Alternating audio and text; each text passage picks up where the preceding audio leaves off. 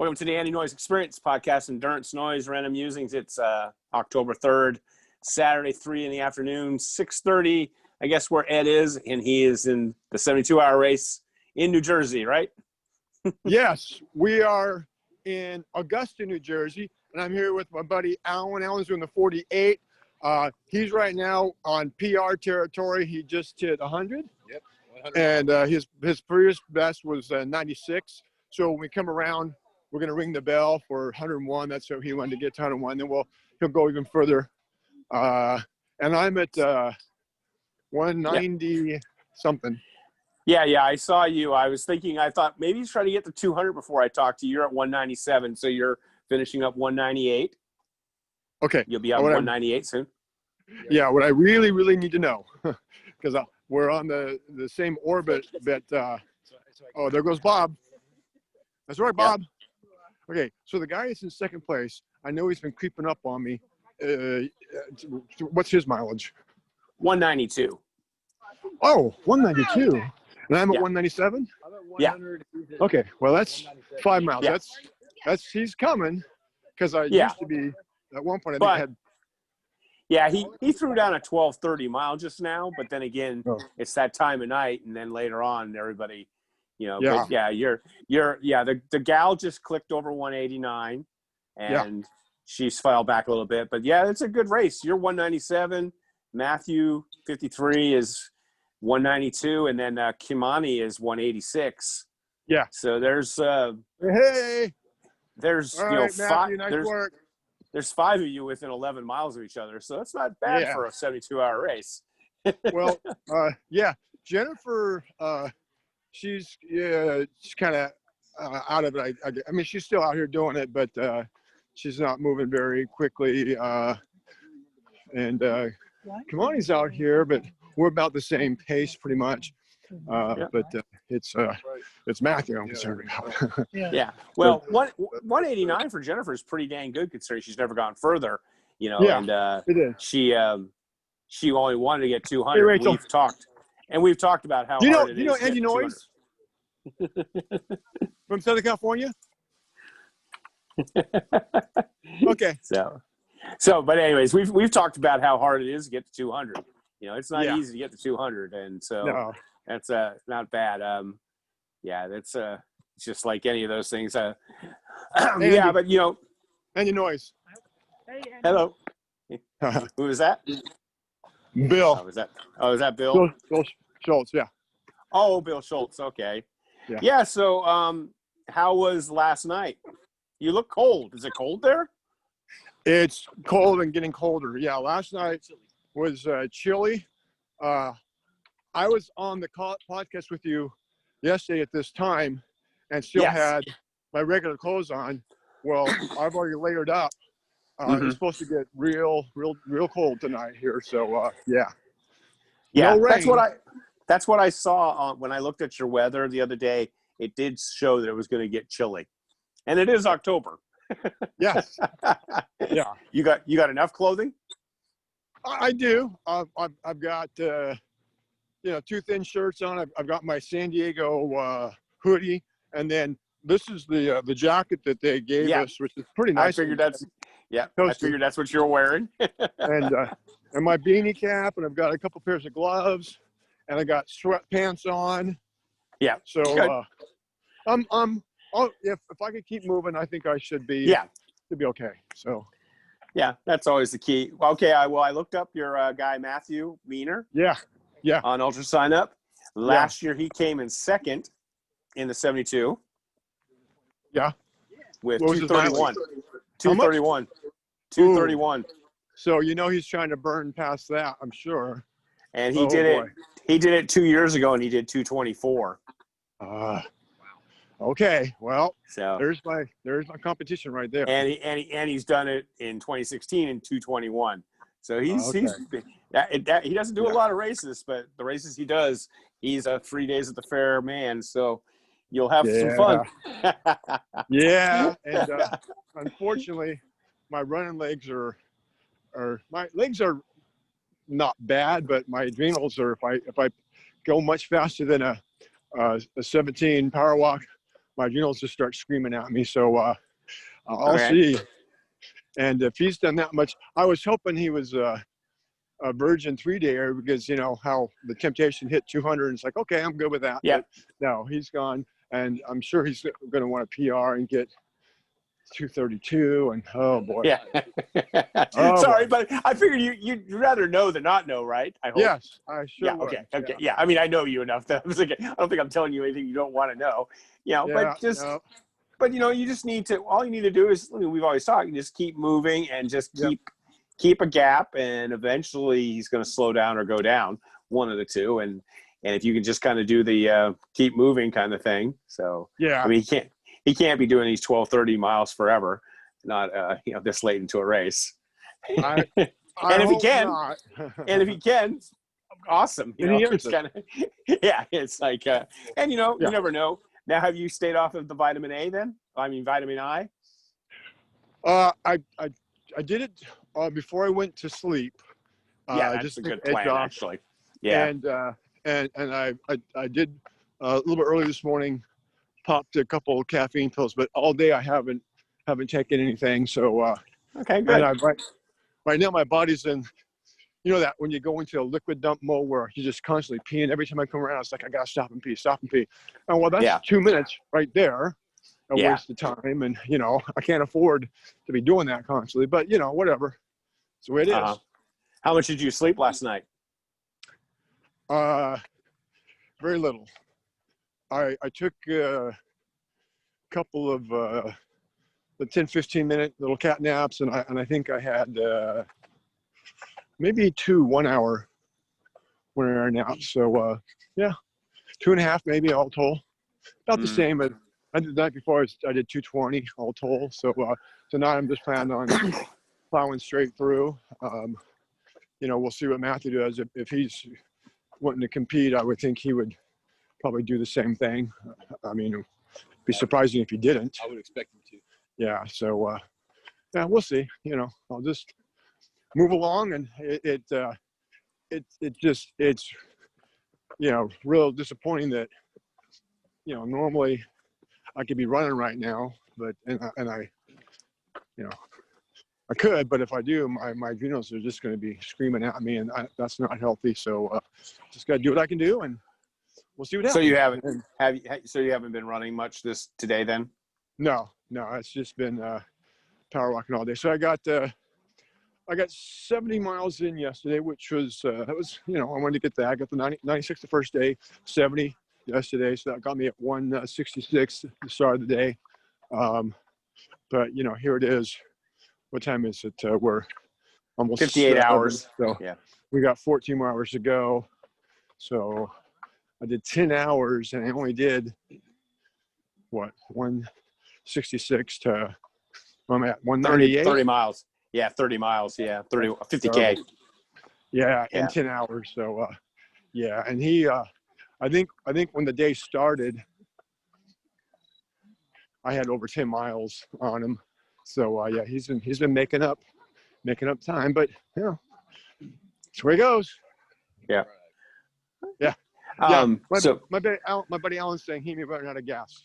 I that would be nice, but with him doing 3 different 220, 230s, you know, he's definitely got the chops to do that again, I would think. So, but you know, again, you never know. So, well 14 hours left. You got 3 miles an hour. That would be 42 miles. So it gets you, you know, at 240. I mean, 3 miles an hour, you know, I mean, granted, that's what you've been doing, but, you know, as it gets closer to getting done, of course, you should be able to, but that's what I always tell people. It's kind of funny too. I was telling Blanca today when I was walking, I said, yeah, multi-day, people just don't realize how hard it is. And that even the good guys, if they could do 3 miles an hour on the last couple of days or whatever, that's good because, you know, I could do 3 miles an hour then too, but it's amazing. Like people who are doing 6, 7 miles an hour, because like people come to me going, Andy, what do I got to do? And I go, well, how am I doing? And I'll go, how many miles you got? 60. And I go, well, you need at least 20 to get that done. And you got 30 left. So you're good. But if you've got, you know, and I'll be saying that to people who are, you know, fast 3-4 hour marathoners, but it's always amazing how it just comes down to the power of 3. 3 miles an hour. Even if you're it's 3 miles an hour and no breaks. I just got to go no breaks. Yeah. But doable. Doable. But like I said, that's just but it's always amazing that like even the fast guys, especially on a 3-day race or 6-day race, it basically like 3 miles an hour is a pretty good benchmark because 4 miles an hour, that's fast. People don't realize how fast it is. So good. It was some other news. I thought I'd just go through some of the races, in the I don't know how but the 6-day Amy's at 366. She's a trooper. She's got that lean, but she's still out here. Yeah, and miles up, but they're heading up. The young gal Glenda, who I don't think we've ever seen her running by. She's only 26 from Minneapolis. She's 325. Wow. Yeah, how's she been looking? I don't think we've had her run by her. I don't know who she is. Really, after all those days, you don't really, That's funny. She's youngster too. Today. Well, you got a lot of people out there today. Yeah, I'm thinking probably 40, 50 people. Oh, yeah. There was a lot of 24-hour people. And there's some marathon folks. And, so there's 12-hour people as well. So, there's a decent number that showed up today. So, Yeah. Well, she's at 325. And then there's this lady, Darlena Cressy. She's at 271. So she's got to get 30 miles in to get that 300. So she'll definitely be trying to work it. But she did a 19-minute mile just now, so that's good. And then that Phil Everts guy, he's at 422. Wow, good for him. He just did a 1318 mile. Yeah, that's it. Yeah. For being day 6, that's moving. Yeah, he's been moving really solid every time I see him. Yeah. So hopefully he'll get the 450, and then Jim Cook is at 322. So he's 100 miles behind. The next guy is 322. And then there's a guy at 307, and then another guy at 291, 288. So there should be quite a few guys that are going to get to 300. But it would be cool if he gets to 450, because 450 back in the day when you used to be able to make money doing this, Ed. They used to give the door to the athletes. What they would do is they would give first place would get like 40% of the door. Second would get 20% of the gate. They take in $1, and then they gave everybody who got over 450 miles got the other part of that 40%. Yeah. So like, that was a huge gate back in the day too. So. Well, they would take in $10,000. So like first place, 80 money. Yeah. So first place would get $4,000. Second would get $2,000, and then if you got over 450 and nobody else did, you got a chunk of change. They would split it up. They divvy up that money. So, and what it would be is, so it would push the guys who are slower would push the faster guys. And I've often proposed that we should do this for our ultras, and I even make it like you have to get 2/3 of whatever the winner gets. So like, say Joe does 600. Anybody who gets over 400 gets some of the money. We'll do a crowdfunding, But the thing that would be crazy though is if that would push Joe harder. So if Joe went so fast that none of us were able to get close to him, he'd get to take all the money. The numbers. Sharon, can you back up this way? Come on, this way. Perfect. There you go. Thanks, Sharon. Appreciate it. All right. Oh. But what I was saying is like the leader could end up taking all the money. Sorry. Alan rang the bell as 101. I wanted to see him do. I'm sorry, I was distracting you. No, I wasn't paying attention. It's all good. Yeah, he's got his 101. Yeah. 33:46 is his time there.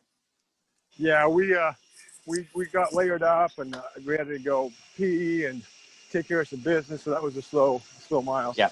All right. Well, let's get to know Alan a little bit. He's a rookie at the multi-day. This is his first multi-day. Oh yeah.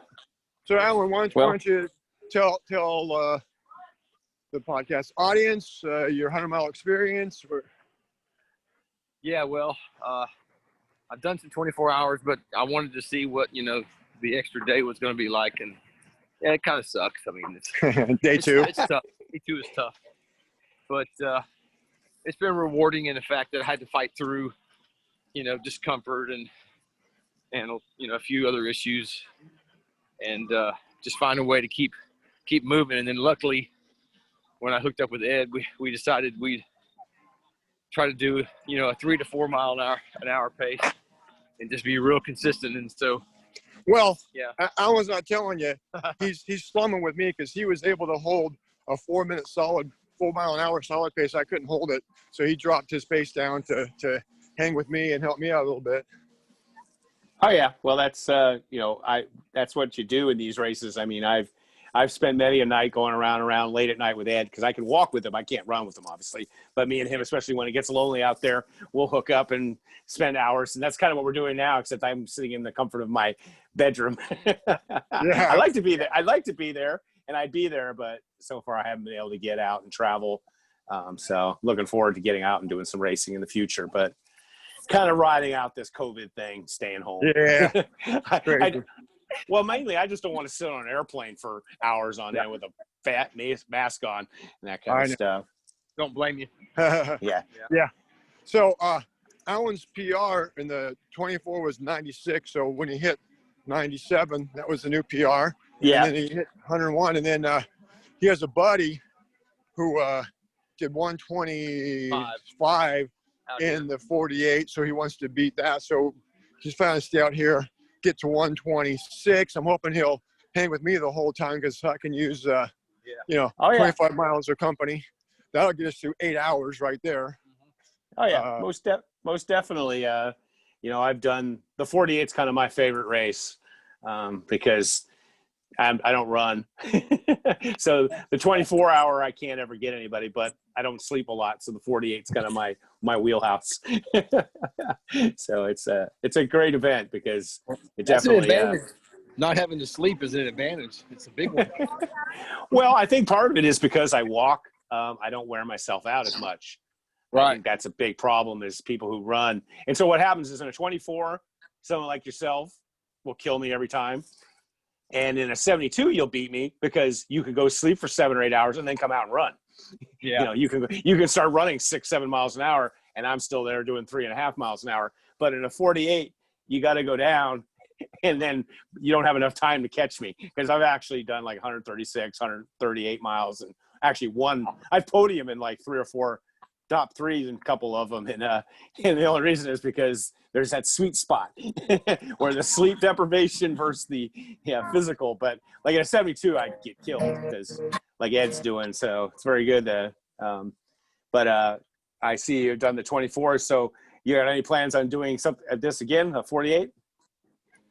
Yeah, I probably will. I kind of like to work up to the 72, but I kind of had a rough start on this one. I didn't get where I wanted to go on my first day, so I feel like I could do a lot better. Mm-hmm. Definitely. How far did you get on the first day? Only 56. Mm-hmm. Yeah, well, by midnight, I should say. Now, And what happened at midnight? well, at midnight, that I was just that was my goal, was to see how many I could get between 9 a.m. to start time and midnight, because I know most people think, and they're correct when you look at 9 a.m. to 9 a.m. is the first 24 hours. So I had 65 by then, but I wanted to see where I could get by midnight. And normally in a 24-hour race, I can usually get about 70, 75 by midnight. Mm-hmm. So it was a bad first day. Yeah, but it's a completely different animal. That's the one problem. Right. True. But yeah. You didn't do anything stupid. No. You're still out here in the race. As we go by Camille's tent, you're going to pass up Camille's mileage. And she's in the 48. Where did she stop at? 110. 110. Oh, crap. So you get to say you beat a world record holder in the 48. Okay. I'm a lot happier now. Yeah, there you go. Yeah. Well, no, what happened, Ed, last night is about 9 o'clock. I would, which is midnight your guys' time. I noticed she took like an hour off, and I went, well, that's going to really hurt trying to go for the times. And then she went to 110 and was done, which I kind of figured would happen. In fact, speaking of that race, Marisa and Bob are at 176 miles each. Oh wow! Oh my God. They're tied. They're well, no. awesome. Here, well, listen to this. Their total time at the 176. Marisa was 33:42:06. He was 33:41. So she was 30 seconds in front of him. Wow! At hour 33. That is, you can't get any closer than that. That is, And then there's so that's pretty impressive. That and in fact, Bob just did another 10:53 mile. In fact, Marisa was down. It looks like she was down for a 58-minute mile, so she must have taken a bit of a break. But they've been just back and forth for like ever since they passed Camille. They've been within a mile or two of each other for hours and hours. But 176 miles would be really good to see him. Of course, I think he'll get his course. He wants to get his record, and I think he needs to do 2:38 to get the. I'm gonna look it up here. He was. But she. Let's see. I'm trying to find the thing. While you're looking that up, I'll tell you how you know Marisa's a true trail girl. So we come around, and she's on the side, standing on the side of the road, not on our inside track. And it's like, hey, Marisa, you okay? She's like, yeah. It's the third time I needed to go and couldn't get to the bathroom. So she just, boom, right there, did her business and moving on. Yeah, because I guess that's the one kind of bad thing about this race. It only has one bathroom. One bathroom, right? And she was saying, they should have put up at half mile. It's like, it's a very good point. Good point. Well, that's like that jackpot course, the 2.5 mile loop, and there was only bathrooms at one place. And so if you passed and you're slow like me, it's another 45, 50 minutes before you can go pee. And, and that's a public park. So during the daytime, there's no place. There's no trees. Sneak off and go. Yeah. No, it's Las Vegas. So there's no bushes or trees. And, at night you're a little better off. But, man, during the daytime, there's nothing worse than doing a 2.5 mile loop when you got to take a pee. But, the Traci Falbo's record's 2:42, and Bob's is 2:31. So Bob's definitely he's definitely doable if he's already at he's got to do 52 more miles. Bob does. And he has 14 hours? Yeah. Wow. That's 14, 28, 42. That's 3.5 miles an hour. Yeah, he's doing really, really well. Yeah. Where she's got, 80, she's got a little bit more work. She has a 2:42, and she did 139 miles in the first 24 hours. Wow. And she did. Yeah, she's been slowing down. I've seen her take some slower because Bob's got his system, so he's just on his system and consistently with it, so he can get what he do. I think Marisa's just kind of going by feel right now, and I've seen her take some slow little walks, and so. Bob was 130 at 24 hours. Bob was 135. Wow. So if he does a 135 first day, 100 the second day, that's still pretty impressive numbers. You're gonna have to fight Bob off too. Oh, to get enough miles in 2 days and he did in 3? Yeah. Yeah. I might rethink that. Come on, dude.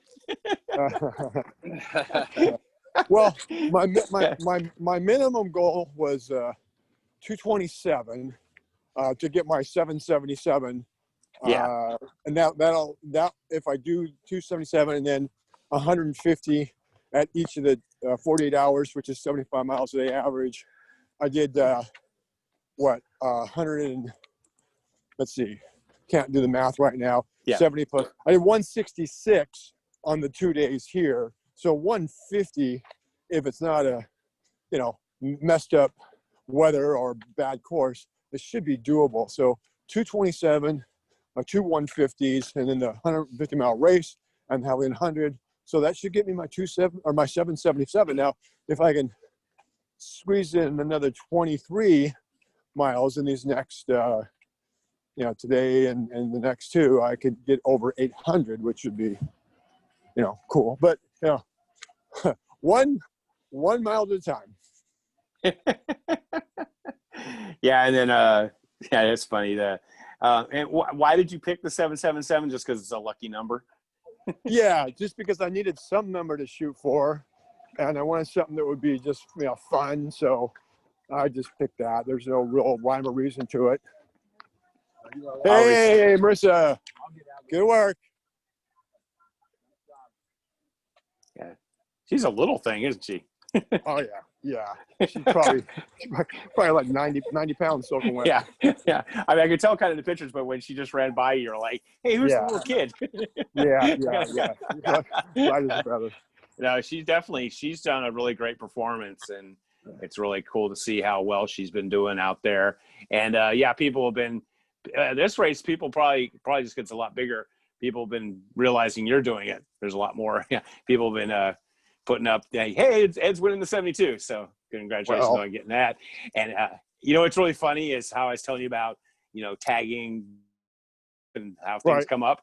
I realized that there's too many jesters, that actually Ed Eddinghaus is a much better tag. Huh. Okay. So your real name is better than your moniker. Okay. So maybe you should start promoting yourself as Ed Eddinghaus more. Okay. In fact, when you type in Ed Eddinghaus into search engines, you know what comes up? Badwater? No, your TED Talk. Oh, okay. Well, that works. That's about running. Yeah. So. Yeah. Well, yeah, I know, but it's interesting. Just it's stuff you like learning, but it's actually kind of good for, like we said, your proposed what you hope to do in the next year and stuff like that. So, with the records, just kind of I'm learning it at least and help you out on that. It's just interesting to see what hits and what doesn't. Like Bob Hearn, Ultra Runner, comes up first, and Ed Eddinghaus TED Talk comes up. So just kind of so if you tag it with that means more people are looking for that than anything else, and then they see it and go, oh, Ed's in New Jersey, and they watch it. So yeah, people have really been enjoying us just talking, and I've had a few people go, yeah, it's just like being at a race. And I said, well, that's kind of the idea. So I'm thinking, if I'm not completely spent, it might be cool.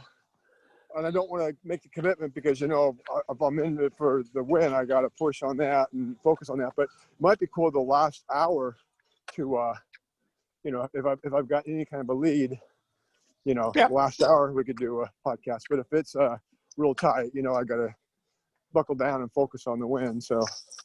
Oh, yeah. Well, I can definitely check in with you. That would be like 5 a.m. my time, but I'm always up by 4:30, 5 o'clock most mornings, and can give you a call or just get a hold of you, or even like I said, I know you. That's why I was asking you yesterday if you have your phone with you. That I would check in with you if I just happened to wake up at 2 a.m, but you needed to get a few miles in. But it sounds like you got some company, and it definitely the good thing is you got all these people in this race, all the 24-hour people. So we're faster. So yeah. Last night, I actually did, for the first time, I went around, I listened to a bunch of Jordan Peterson YouTubes, and that actually kept me focused and kept me getting some miles in. So, yeah, it worked out. Yeah, because it was funny that popped in my head. I was thinking, you and Yolanda don't listen to anything. And I was like, I don't know how you guys do it. I was thinking, that's so crazy to be able to just. As long as I can, tie Alan down and keep him here. But I know when he hits his 27, he's not going to have a whole lot of motivation to stick around. So I'll make do. But I'm hoping that I might stick around to 30. Hey, he might stick around. Well, and then I got to see what I got to do is like I do with my numbers. If he gets to or when he gets 130, say 131. That's like 150K. And then he gets there, say 135. That's the number for Badwater. Badwater. You want to run Badwater, so you got 135. Yeah. So keep pushing him on the mileage until we finish. Well, that's like when I did my first 48-hour. That 135 was definitely in my head, and then I ended up going to I think 137 because I wanted to get third overall, and so I had to do another mile or two. Actually, I felt kind of bad. I beat that Brian friend of ours, Brian Kapari. Yeah. Yeah, he had done the race a day or two before me, so I had that number to shoot for. And then I've only gotten to, no, I did 136. That's right. I was 1 mile over Badwater. And then I got to get to 140 sometime. My best is 138. So, Yeah. but that was at Blue where my only goal was I wanted to win. and I didn't care. And if you could do 136 at Blue at, what is it, 4,500 elevation? Oh, I did 138 there. Oh, and that's got the sand that you're going through, Yeah. or the river, and that's some good miles there compared to something like this. Yeah, that was the elevation. Everybody never realizes, but you're almost like 4,500 feet up there, and Right. the sand. But that's because I had those two guys in front of me at the beginning, Dennis and the other guy. And then I had Susan chasing me the last night. And so, but I was sitting in the aid station doing math most of the night. I'd be like, okay, I got this big a lead. I can take a break. And then when they woke up, I was like, okay, I got to go back out. Because I could have probably got 140 that time, but I just didn't care. I just wanted to keep kind of like keep the lead. And so that's cool. So how's everything else feeling? You said that you're a little bit fatigued, but the feet are good. The stomach's been good. Stomach's been great. I've had no stomach issues at all, which is nice. Legs are, they're feeling shot. But if I start to run on them a bit, I'm sure I could get some out of them. But it's the adrenals, because every time I start to push any little bit, they start just aching. They ache. This is a really dull ache right now. But I want to try and see if I can push it. Oh, it's number 199. So next loop will be the 2. Nice. So what I might do, I gotta do a pee dump every loop. I gotta do this. So I'm gonna hand the phone off to Alan. Let you chat with Alan a little bit while I get up to the bathroom, and then I'll catch back up with you. All right? Okay, sure. You don't mind? Hey there.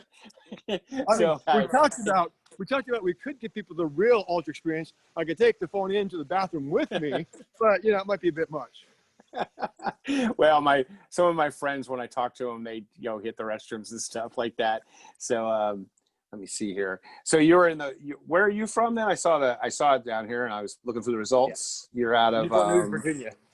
Yeah, and so how far is that from where New Jersey? I live back east. I'm always amazed how small it is. Yeah, it's about a 7-hour drive. Oh, is it? Oh, that's actually kind of a long ways. Yeah. And you've done a couple 24-hour races I saw. Let me see here. Yeah, I don't think they have them all listed. I've done probably, 8 or 9. Yeah, I'm sure some of these races like Ultra Sign Up, they don't always put them up. And so what's keeping you? Is your goal someday to get to 100? What happened when you got so close? You got 96, huh? Yeah, every single time I'm thinking, I'm going to get 100 this year, no problem. Do a lot of training, work really hard, and then, how these races are. One thing goes wrong, and it just ruins everything. So it's really tough. You really got to put a lot of work in to get 100 miles in 24 hours. Yeah. What do you think's been your main hindrance? What's gotten you each time, or is it different things? It really has been something different, other than sometimes my head. Sometimes my head's not into it. But you just have to keep fighting, and then sometimes when you start looking at the time and you realize I can only run, I may have started out running 9 or 10 minute miles, but then you get down to it's 12, and then it's 13, and then sometimes it's 16, and so you start looking at that and you're like, okay, I'm going to come up short again. Oh yeah, definitely. Well, I'm a big guy, weigh 250, so I don't run very fast anymore, and so for me, breaking 124 is impossible because 4.2 miles an hour is just way too fast. So I always do it somewhere between 80 and 93. It's the biggest I've ever gotten. I always hit about 85 miles, which is like 17 minute pace. That's a solid performance though for a 24. A lot of people can't do that. But it's super frustrating because you get done going. It's like going to college and dropping out with a quarter to go. I mean, you're like, because like you tell people like, oh, you did a race. Like, yeah, it was a 24-hour race. Oh, what did you do? Yeah. And 88 miles. And they're like, oh, I guess that's good. It's like, oh, I went to college and I left after with 1 quarter to go. So I've kind of tried to wean myself off of doing 24-hour races just because there's no goal and they get so disappointed. But you obviously can do it because you got the speed. If you can still run 8-9 minute miles, you just got to dial it in and figure it out. And it just takes it's got to be. I mean, for me, a lot of times it's either weather or silly mistakes, taking too many breaks. You know, I try in a 24, I try to keep moving as much as possible. And if I mess up early and get off track, you know, then then you feel like, okay, it's done. Yes, definitely. Yes. I'm gonna, as we're doing the out and back right now. So as Bob comes back around, I'll let you say hi to him real quick. He's powering real fast. So get a little video of Bob there. Yeah. All right. So Bob, when you come around, I'm doing a podcast with Andy. So keep your pace. Just you can just say howdy or whatever. Yeah, Bob is at 178, going to 179. Hello, Bob. Moving well, Bob. He looks exactly like he did yesterday. Yeah. Yeah, he did a 12:09 last mile, and he's at 11:29 pace overall for the race. Yeah, so he should definitely doing be so well. He was at the Texas race when I was there, but he had some issues, some injury. Yeah, he had some issues. Yeah. Because he cranked the first 100 pretty good, but then he was having he's had a little bit of a nagging knee thing, and so he decided to call it early. But yeah, there he was just methodical, and of course you've done races with him. Yeah, it's just been impressive watching him. He is just like a machine. Like you've seen him. He's just so methodical. He's got a plan, and he's working the plan and focusing on that, and he's doing just super. So I was just talking to Alan about the 24, and a person to watch and study would be Bob. In fact, Bob has an excellent blog where he talks about the stuff he does, and so you definitely almost I think that's one thing people Alan set up right there. Yeah, go ahead. Sorry. Yeah. Oh, it's just I was telling Alan that he should look up Bob Hearn's blog and read his stuff, and that'll help him get his 24 and 124 because Bob definitely breaks it down and he's very scientifically detailed. So you get everything you need to know for sure. Yeah, like whereas me, I would just be, go out and then run, and then at 24 hours you're done and you have so many miles. So he's definitely.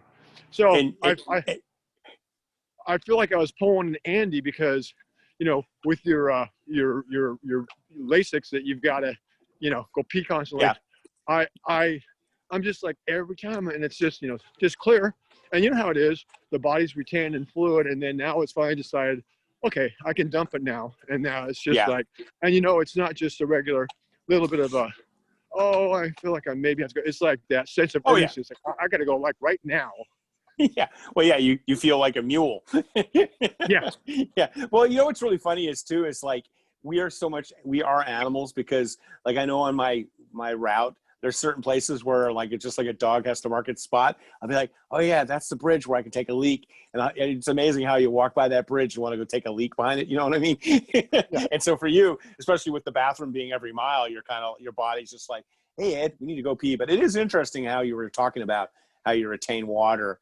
And, it's very much like how I retain the water with my congestive heart failure. And when you told me about that, I was glad you brought it up. And that's one reason talking that you were saying, the body just tries to protect itself. And that's what it does with the congestive heart. It trying to protect itself by holding on to the fluid.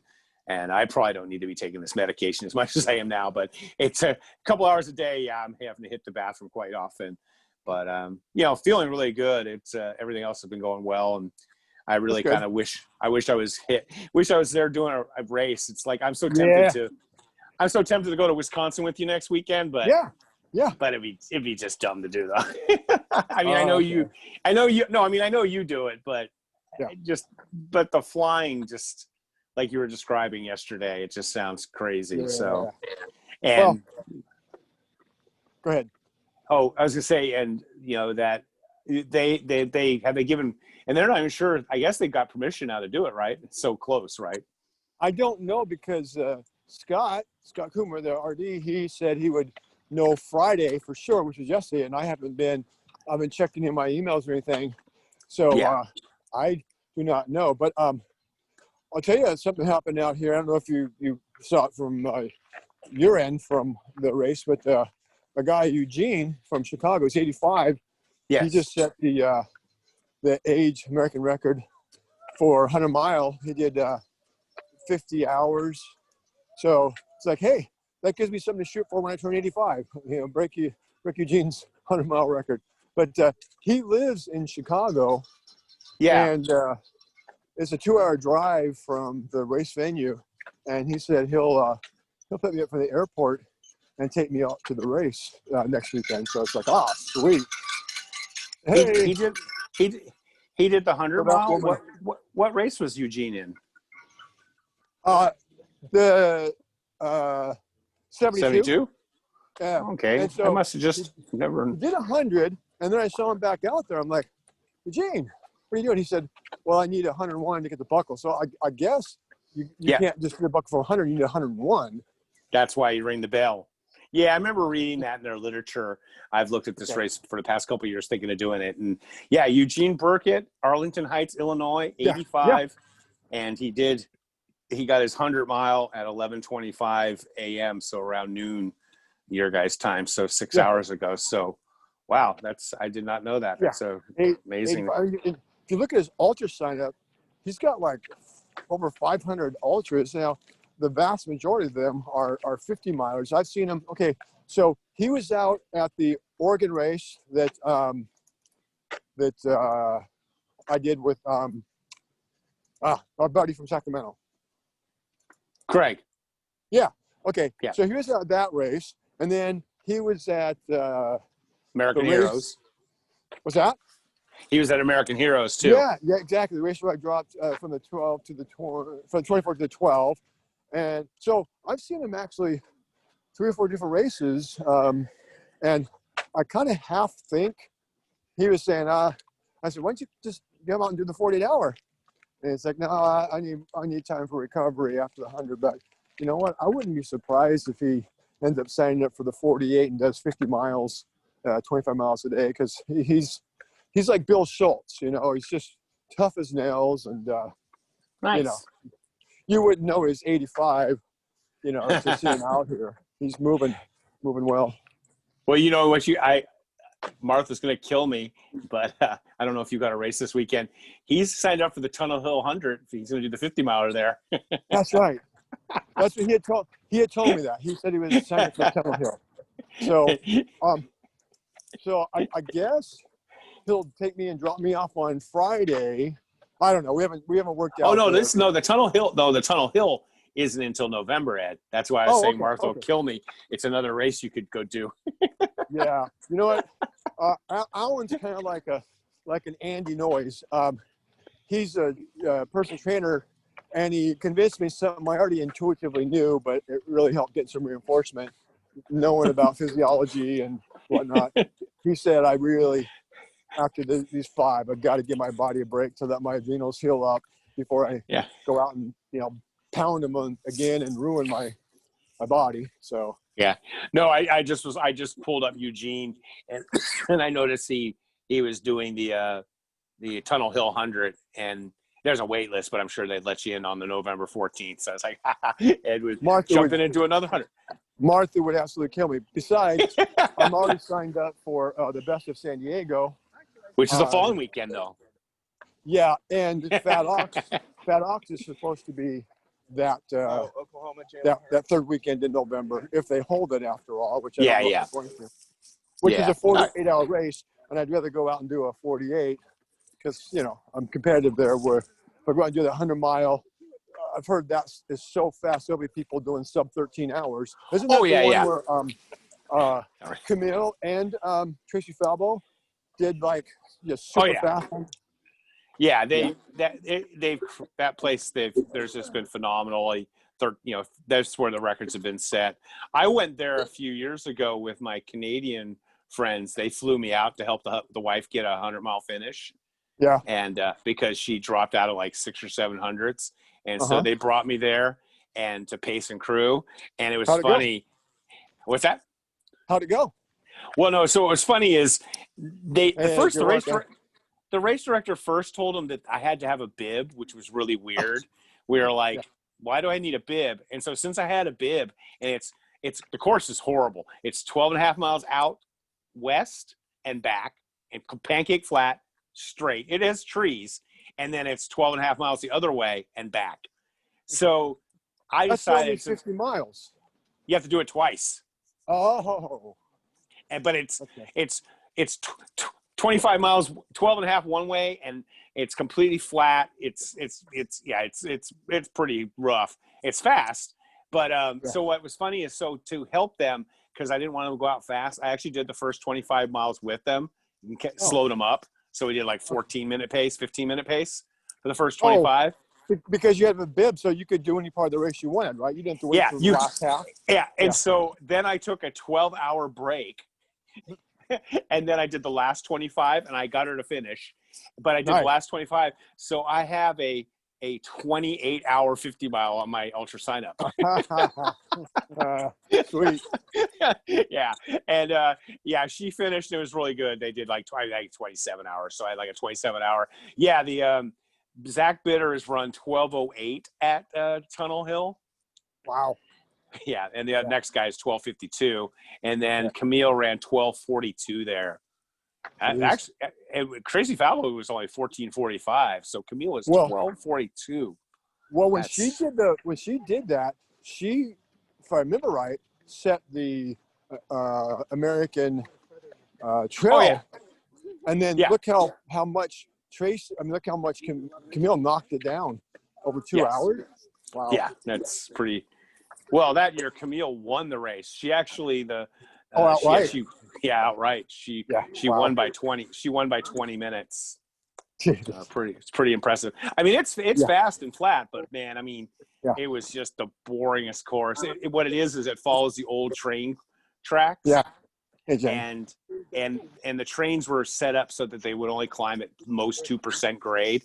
So you do get to go through. You do get to go through the tunnels, but it's fast. Hey, so Anne is doing her first 100.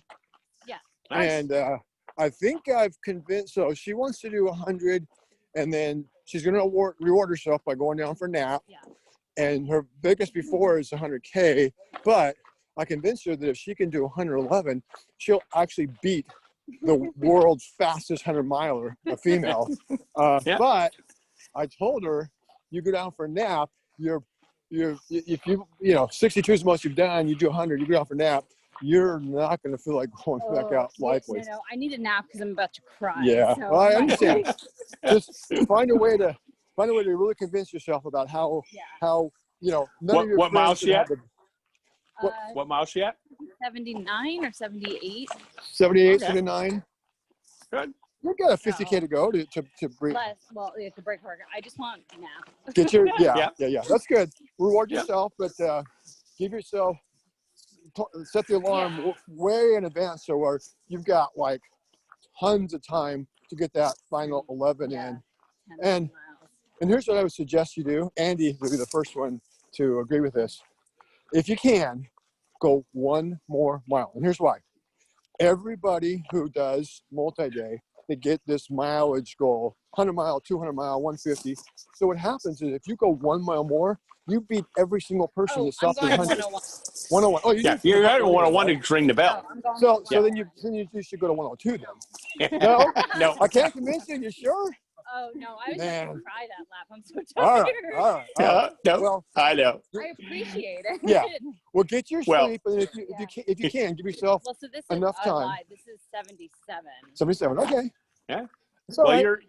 You're doing real well. I've been coaching athletes for a number of years, and I had a couple of hikers who wanted to do a 100-mile race, and we had them do a 48. And you're in the same place they were on the second night, and I had them go down about at the same time you are, and I said, okay, you got to get up this hour and go do it. And it was so funny.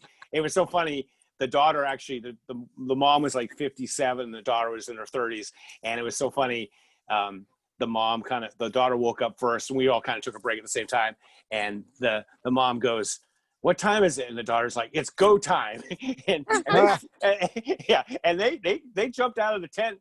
and went so fast I had to run like a little bit to catch him, just to talk to him and say, okay, don't go too hard right now, but you guys are good. You got plenty of time to make it. You just got to keep moving, but you're in the exact same position they were. So it's very doable. About the same time at night and everything. It was really fun seeing them.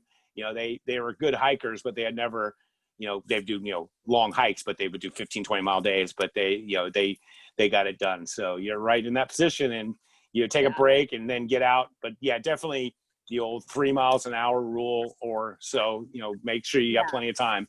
And so I think I can, I think I'll finish around 3 in the 3 a.m. hour. Which is gonna suck, and I'll be so tired. Yeah. But I can still run. I'm just like, oh, I shouldn't do that because I realized how much that fucked with me when I just ran. So what are you thinking for your nap? About maybe 2 hours, 3 hours? I'm gonna sleep and just see what happens. Yeah, good. Because usually when I do something like this, I only will sleep 2 or 3 hours anyway. But if I set an alarm. Yeah. Well, here's what I do for my alarm. I never use alarms when I sleep. Yes, this is I use 7, so I'm going on 78. I use water. I'll drink a whole bunch of water before I go down, and that's the alarm. I tried last night 14. I didn't sleep. But you have to get up and once you're out, that's the hardest thing. Once you're out, it's like, okay, I'm out now. I can do the miles. Yeah. Is getting out of bed. Yeah. Especially if you're guys really comfortable. But get your 101, and that is plenty of miles left. That's plenty to be proud of. Oh yeah, less than a marathon. That's what you do it, but just keep in mind that you may never ever in your life have the opportunity to be a world record holder. I know you're trying. It's just, I'm trying. But get your sleep in and then see how you feel. I just yelled at my crew. They're like, "Do you want us to get you hot chocolate?" I'm like, "I don't want anything hot. It'll hurt my teeth." And that's the place I'm at. You're doing awesome, man. Keep it up. Just need to keep moving. That's it. Keep moving. You're doing great. All righty. Now, you're getting are you on, you just clicked 199 then? Or you come to 200? Oh, it may have been 2. 200, yeah. Yeah, I guess it was 2.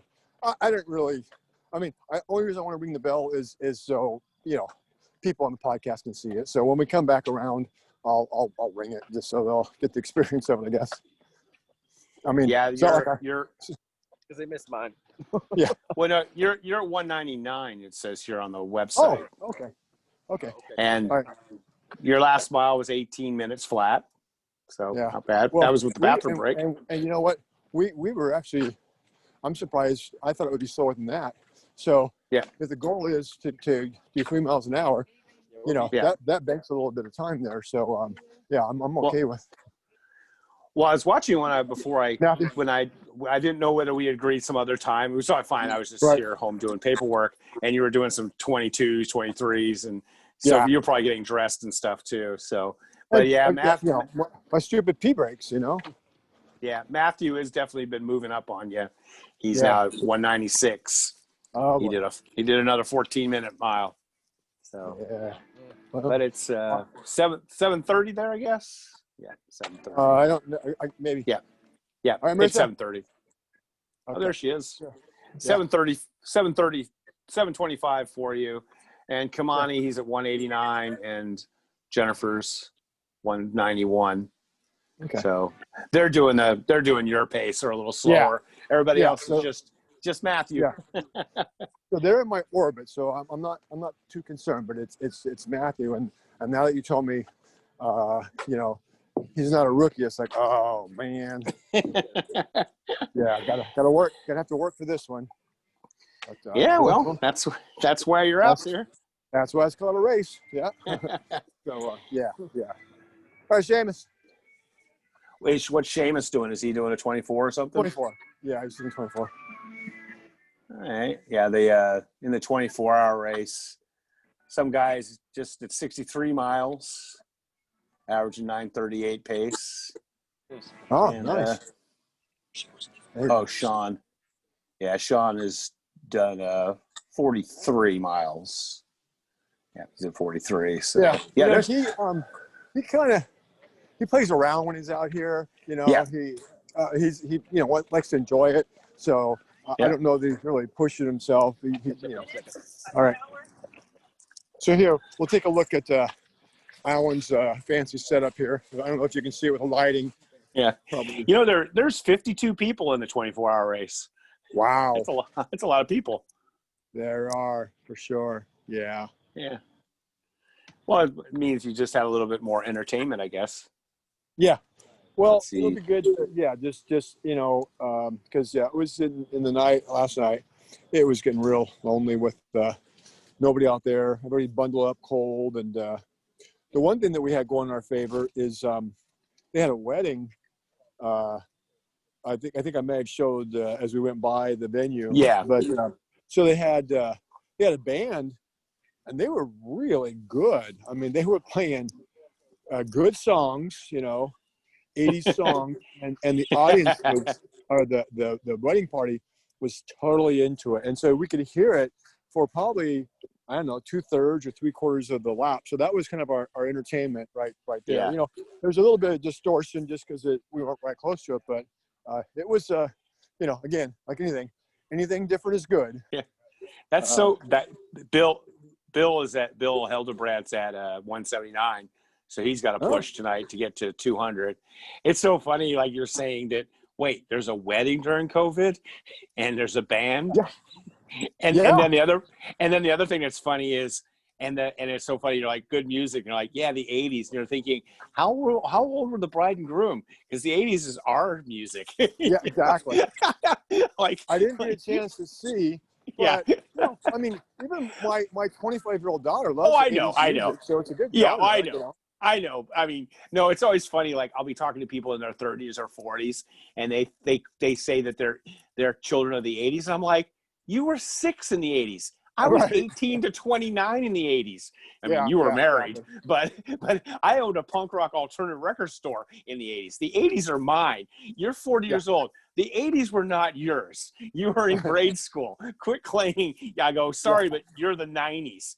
Your guy was Kurt Cobain, and all that grunge shit. Like, I go, I was during the alternative music, which I was more into, and hip hop got started, metal got started. But it's always funny when these young people try and claim the 80s. You're like, no, you're not an 80s child. Oh, no, that's always fun. But it's kind of crazy that they're having weddings. And it seems like they're in New Jersey. They're not really following any rules, huh? Well, no. Here's the crazy thing about New Jersey. They got hit pretty hard with COVID. In fact, I think I told you yesterday. Because they're next to New York. Went to go to the store, and it had a sign that said, gloves, masks, and gloves required by law. And I'm used to California. Mask is, highly encouraged. And if you don't wear one, you're going to get mask shamed. But I don't know that we have a law, but certainly not gloves. But it was like, wow. Yeah, gloves is pretty crazy. It's like, I do DoorDash, and I don't have to, but I just mask up when I run in, grab the food, and then drop it off at people's doors because so many people have webcams now. So I figure just put them at ease. I throw the mask on.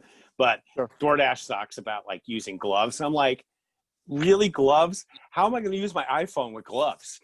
Right.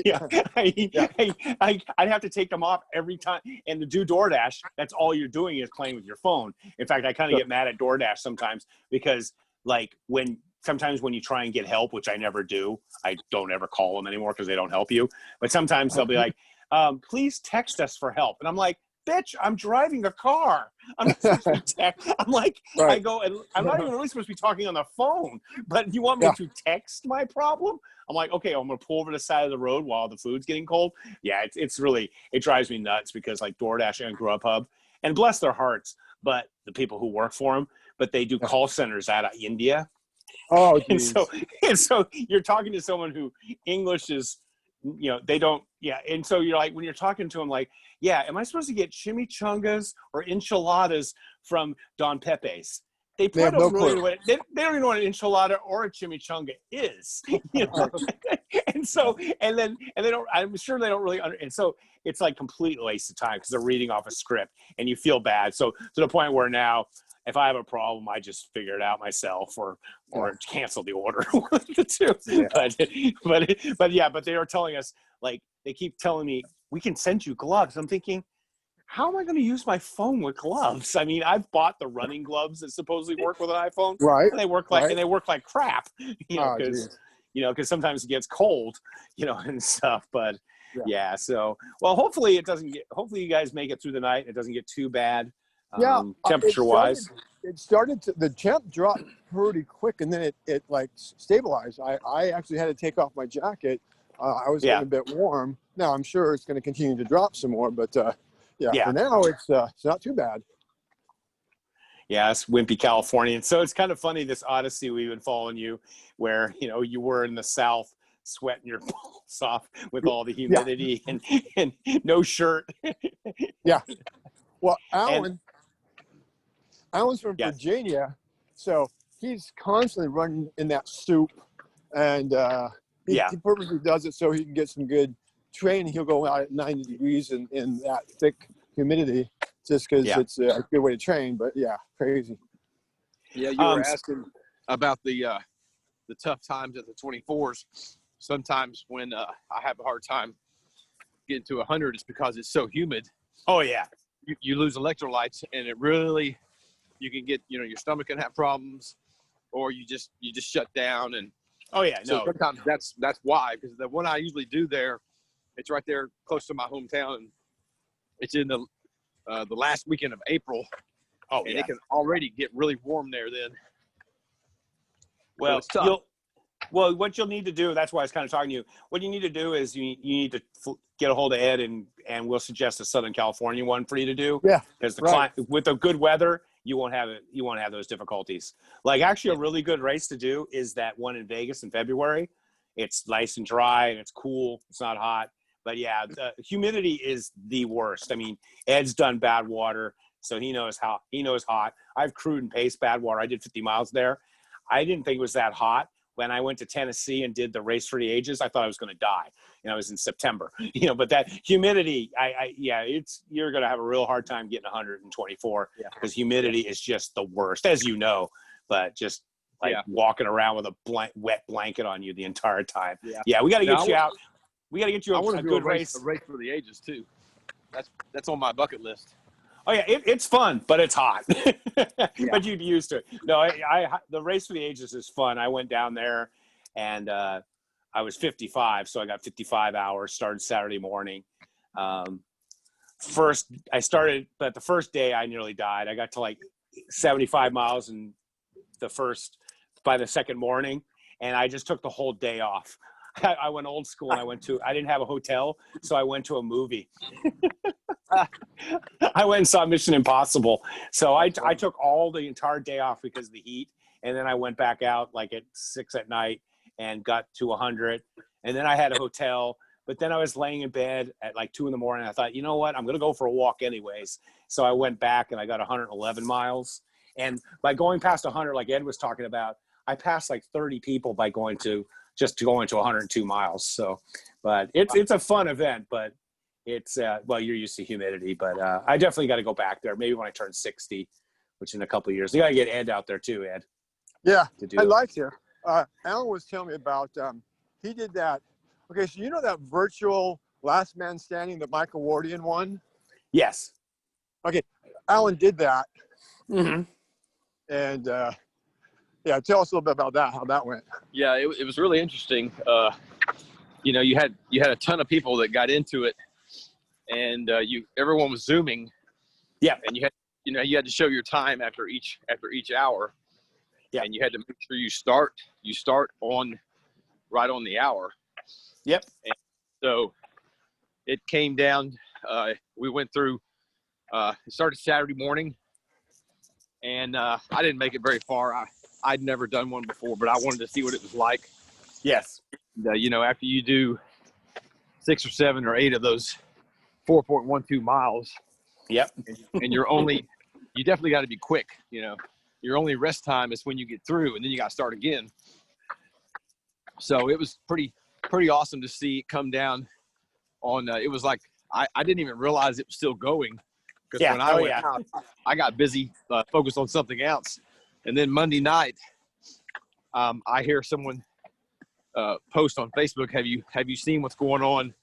And so I put it on, and there was Michael Wardian against this, I forget the guy's name, from Poland. He was really good. Yeah. And they were battling it out. And this was Monday. This was the third day. And they're still doing 4.12 miles every hour. Well, tell Andrew what happened with Michael when he almost. Oh, yeah. so I think it was on the second day. He went out for one of his loops, and he had a nice setup at his home. He lives in Arlington, Virginia, so it's about 3 hours from where I live. He had a nice little setup. He was running in his neighborhood just like I was, and he went out for his loop, came back, and he came back like 3 to 5 minutes later. Like he didn't even really get very far. And his wife said, "What are you doing back here?" And he said, "I'm done." He said, "I'm done. I'm just not feeling it." And she said, "Well, are you injured? Is something wrong?" And he said, "No." He goes, "No, I don't know what it is." And she said, "Get your ass back out there and finish that loop." And so he kind of browbeated him into doing it, and then he ends up winning it because it hadn't been for her. Well, tell him how it changed the strategy at that point. What happened? So that was the really cool thing, was that he realized after he finished that loop that he was starting to get, I guess he was just starting to get a little bored with it because he wasn't running the loops very fast. Yeah. And from that point on, he started running them at right around a 7-minute mile. Mm-hmm. So he was done in less than 30 minutes. So he had more rest time. Yes. And, time to eat pizza and take a shower and whatever he wanted to do. And when he finally did the last mile, and unfortunately the guy from Poland, he had some sort of a miscommunication on the start time, and he started late, so they disqualified him. But Michael ended up running that last lap at a 6:34 pace. Oh yeah, he's phenomenal. Just his ability to recover and his speed. Yeah, like he did the 7 marathons in 7 continents in 7 days. Right. And he averaged like 250 per marathon. Yeah, he averaged 7 minute 6:30 pace for all the marathons. Which I mean, my PR is 250, which I did when I was 20. And so to do them and do all that traveling and stuff. But those virtual races, they're cool, but 4.2 miles an hour is just impossible for me because heavy they're going to have that. The bigs is coming up in a couple weeks. They're going to have the original one down in Tennessee, so it should be fun to watch that. I think it's on the 17th, October 17th. So those are. How many laps did you end up doing? I think I ended up doing, it was either 8 or 9. I almost forget now. I got, I did really well like the first 6 or 7. Nice. And I was giving myself 15 to 20 minutes rest, and I was really enjoying it.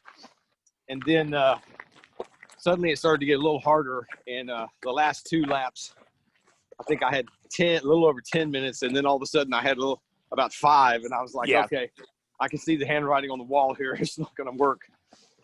Well, so Mike Melton, who does a lot of timing, he's an excellent timer. He's at a lot of the things, and he did a thing where he said the people who usually win do it in about 48 or 50 minutes a lap to go the full way, because that 10-12 minutes is enough time to recover, and you're not going too hard that you wear yourself out if you're fast, like Maggie and stuff. So that sweet spot is like Bob Hearn went a long way. And it's because you do that 48, 50. Of course, Michael Wardian can run even faster. But it's funny because I had my first injury of ever. I had a really bad fall 6 months ago. And so I tried to do my own last man standing, but I was walking 2.1 miles an hour because it was literally taking me, 45 minutes. And I had the same thing. And it was also 105 here in Bakersfield. But I got, the first 7 or 8 hours was doable. And then all of a sudden you get like that 9th, 10th hour, and you're getting back to your house at like 54 minutes, 55 minutes. And that 5 minutes is just not enough. You almost say, fuck it, I'd rather just keep going, and not even take the 5-minute break. Exactly. And so I'm sure I was kind of the same boat. I got to 9 or 10 hours, and then I got back with like 4 minutes on the clock, and my family looked at me like, "What are you doing?" And I go, "Yeah, it's 110 out. I probably should stop." And I did. But it's a great concept. I wish I was able to do it when I was young and fast, but it's definitely a completely different race. That's for sure. Exactly. And isn't the course a little bit? It's not like a flat paved. A night, I guess they switch over, but it's brutal. Yeah. I didn't realize there's an excellent documentary on YouTube, and the trail version is like single track, looks like that stuff you were running in Tennessee or wherever. You know, the single track with rocks and roots. And that's also the problem with the single track is you're doing the conga line. Oh, your bell thing, aren't you? Yeah. Did you miss it again?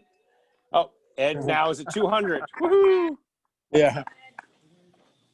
58 hours, 23 minutes for the Jester, 200 miles. 1917, your last there. So, well, you know what?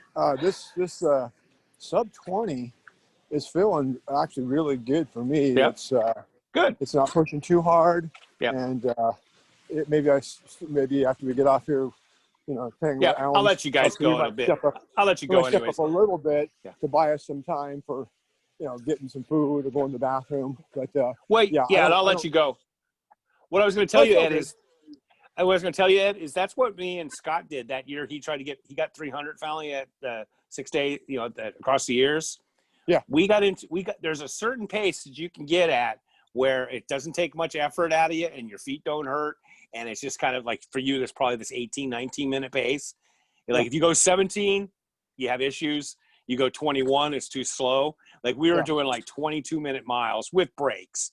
And we did that for like 10 hours straight. I've never been able to do that because usually I'm pushing the pace. Like if I'm doing 16, 17s, I have to stop every couple hours. But when we backed it off a couple minutes, we just we were doing like 9-10 hour pulls, which I didn't think I was able to do, but we just kept walking. So sounds good. The key, quite frankly, as you and I both know, now I just have to convince Alan. If he's willing to stay with me all night long, I can do it all the way till 9 in the morning. Now, I think he's got a hotel room he wants to get to and got a shower, so I don't know that I can convince him. But it's very doable, you know. But then when you're by yourself at 4 in the morning and it's freaking cold and you know you're doing the zombie walk, falling asleep on the course. Yeah, well, you know, like I always say, it's waiting for the bus. So if he ends up leaving you, just look for the next person, as you well know. And I think you'll have plenty of company. There'll be somebody out here that'll be looking for some company. So well, you know, I bet you'll have quite a few people looking to do 17, 18-minute miles or trying to get that 124. Yeah. You got so many 24-hour runners, and they're all going to eventually slow down. And you got a lot of them out there, and then so I think you'll have plenty of company. Here's Philip. This is a guy that's doing the 6 day. Look at him go. This is his 6th day. Nice. He's a beast. That's the first time we've seen him, and we've done like 5 hours of stuff. Well, I think he kind of snuck by us, you know, sometimes, and then takes breaks every so often. But he's moving well. So you're right. And there's plenty of, you know, could be someone that's in the 48, because if someone's in 24 and they're trying to get 100, they're going to have to, you know, keep that pace. Well, they may have went out really hard and blew up. They may have went out really hard and blown up. Yeah, that's true. Because across the 48-hour person who, you know, is looking to just get some miles into the night, that definitely can work. Hey, Bob. But you know, Ed, across the years, I don't know how many times I've walked with I won't say the countries. I don't know how many times I've walked the last hour or two with people trying to make their national teams, and they got to get 3 miles an hour or so for the last couple hours. And they're the same people who were running 8 and 9 minute miles, but now they're holding on to me desperately, which I love. Yeah. It's great for me, but you'll be like looking at them going, what, you know, maybe I can recruit Bill to go out with me a couple loops. That didn't go over well. Nope. So Phil, he took a break. He was off for an hour and 20 minutes just then. Yeah. And he's back out. He's at 423 miles. Wow. So that's awesome. He'll get to 450 for sure. So that'll be good, hopefully. And then Amy's at 368. Nice. So she's cranking. She's doing her 21s, which is her average. So good thing for her. So what's it? The next woman, where's she at behind Amy? The Glenda lady's at 327. Oh yeah, so the Glenda Hernandez. Amy could quit right now, and she'd have the female win. Oh yeah. Well, she's second no matter what. The second place man is 320. The second place man is 324. Okay. Yeah. So even if she didn't do the mile, she'd have second place overall and first place female. So that's a good place to be in for sure. Good for her. Yeah. All right. This is cool. Someone did some pumpkin carvings over here. Nice. And Marisa and Bob are still on the same mile, 181. Wow. That's a cool one right there. Look at that. Yeah, cool. See the run. Yeah. All right. Yeah. Well, so Marisa and Bob are at 181, and you are Jennifer's 193. You're 201, and Matthew's 197, and Ken Mai's 190. So you guys have a nice little party there. There's 4 of you all within 7-8 miles of each other. So yeah. it'll be a battle of who sleeps less. Sure. And, if I'm feeling that I've got some energy, I might pop on with you, 7, 8 a.m. my time, which would be what, 3, 4, or 4 or 5 your time, or 5 or 6 your time. Yeah. Okay. So most definitely. I'll check in with you. Throw up a link, and I'll text you and see if you're up for it, and then we'll if I'm up, well, then we'll do that. Maybe the last whatever to finish off. Try and bring you in. I'm gonna go out and do my miles. It's still 95 degrees here. Wow. And smoky. It's so smoky in California still. It's just ridiculous. So, okay. Well, it's good talking to you, Ed, and you get out there and keep going, and we'll talk to you. I'll try and get hold of you tomorrow morning before you finish up. Try and help you bring you in if you need some. So okay. You have a good day there. Okay. Talk to you later. Alan's saying goodbye as well. Goodbye, Andy. Okay. Good night there, guys. Nice to meet you.